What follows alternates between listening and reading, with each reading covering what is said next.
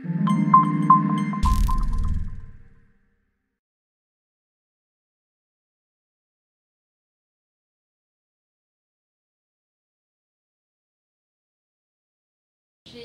écouté avec beaucoup d'attention votre parcours, mais je me suis rendu compte que vous en avez peut-être un peu parlé comme des hommes en auraient fait. C'est-à-dire vous avez parlé de vos études, de votre parcours professionnel, des difficultés que vous avez eues dans le travail.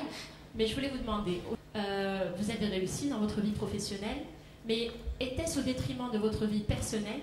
Et est-ce que quelque part, quand on poursuit la réussite professionnelle, vous avez parlé de différents voyages dans différents pays, vous avez parlé de conseils d'administration et d'heures de préparation, donc c'est des heures en moins qu'on passe à la maison avec les enfants, etc.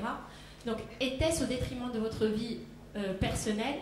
Et est-ce que donc le fait de réussir professionnellement sous-entend ou implique qu'on négligerait un petit peu notre vie en tant que femme et maman? Il ne peut pas y avoir de réussite professionnelle s'il n'y a pas de réussite globale. La réussite, elle est globale.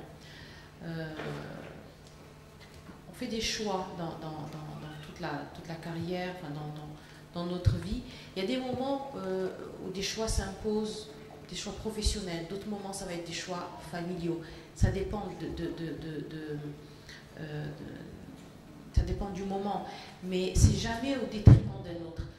C'est jamais au détriment d'autre chose.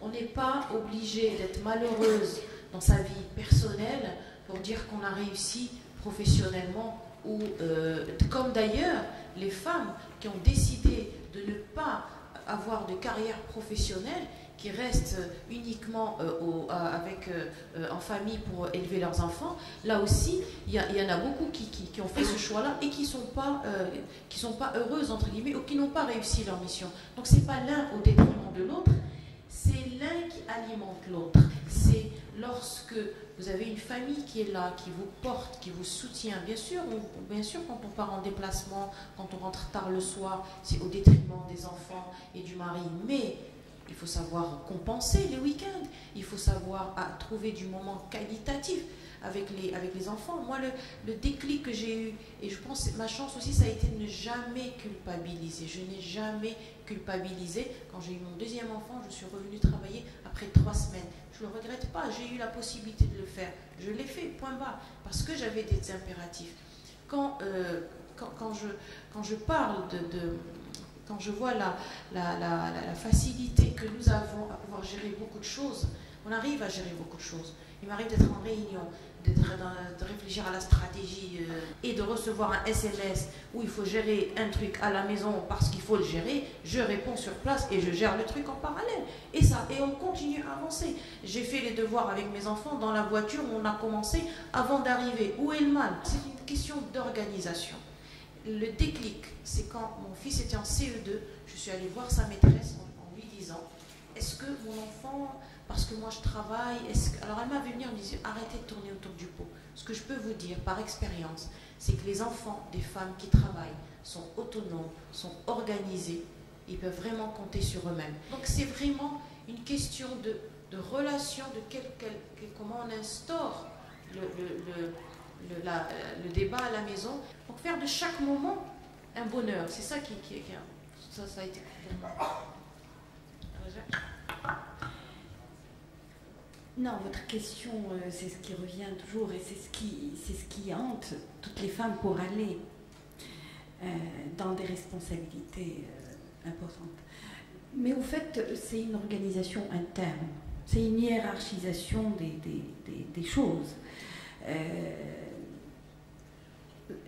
La grosse problématique, c'est qu'on a une horloge, les femmes, je parle aux femmes, on a une horloge biologique qui est faite pour qu'on soit mère.